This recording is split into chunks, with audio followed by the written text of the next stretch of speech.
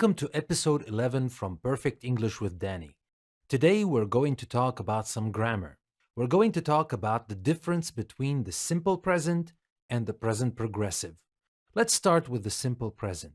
We use the simple present to say that something was true in the past, is true in the present, and will be true in the future. That is what we call a general statement of fact, a timeless truth.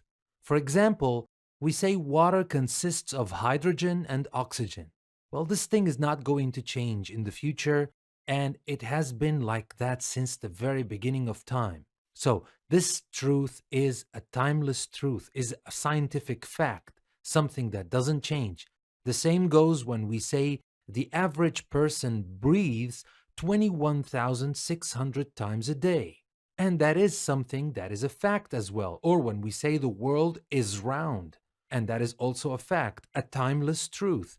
So, when we want to use something like this, something that doesn't change in the past, present, or future, we use the present simple. But that is not all. We also use the simple present to express habitual or everyday activities, things that we do as a habit or we do on a schedule, we do all the time. Like when we say, I study for 2 hours every night. It's not the night before, it's not tonight, it's not tomorrow night, it's every night. This is a habit. We do it every day. Or when I say I get up at 7 every morning. Or when I say he always eats a sandwich for lunch. It is not just for one time. It is always. It doesn't have to be always or every morning. You can say every Monday or every year. But the key is that this thing should be a habit. It doesn't matter how often it happens, but what matters is that it should be a habit. And now for the present progressive. The present progressive is a little bit different. The present simple is a permanent thing, talks about permanent facts or things that we do all the time. The present progressive is the opposite. It talks about things that are happening at the moment of speaking. We're talking about temporary activities that began in the past, still continuing in the present, and will probably end at some point in the future. But the key here is that these things are temporary activities. For example, we say John is sleeping right now. He went to bed a while ago, sometime in the past.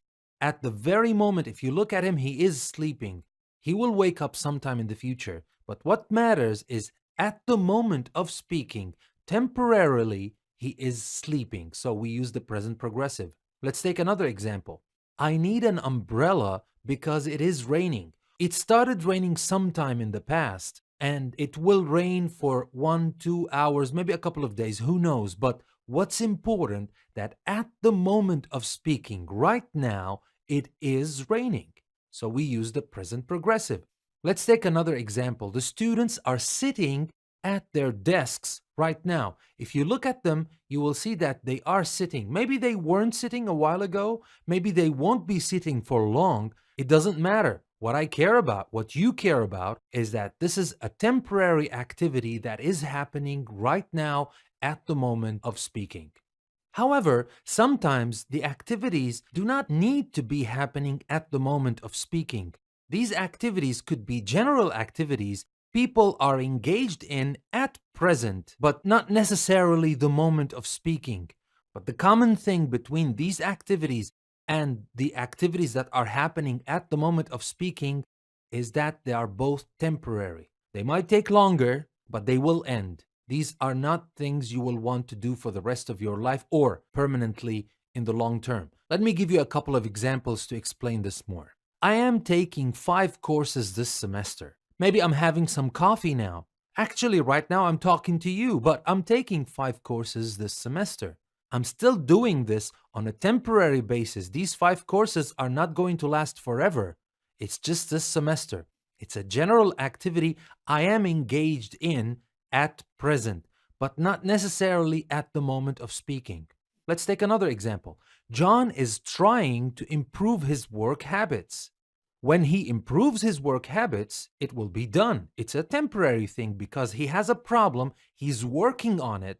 Doesn't mean that he's working on this problem at this very moment, but he's working on it at present.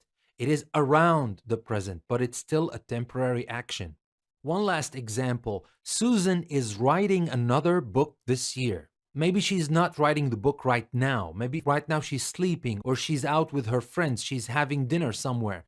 But she is writing another book this year. It's a temporary thing. It's an activity she is engaged in at present. And the key thing is that this activity is temporary. I hope that clears your doubts about the difference between simple present and present continuous. And that's enough grammar for one day. I will see you next time. I hope you have learned something new today. And if you like what you've learned, give me a thumbs up, subscribe to my channel, and click the bell icon to be notified whenever I post new videos. You wouldn't want to miss out on these videos. This is Perfect English with Danny saying goodbye for now, and see you in the next video.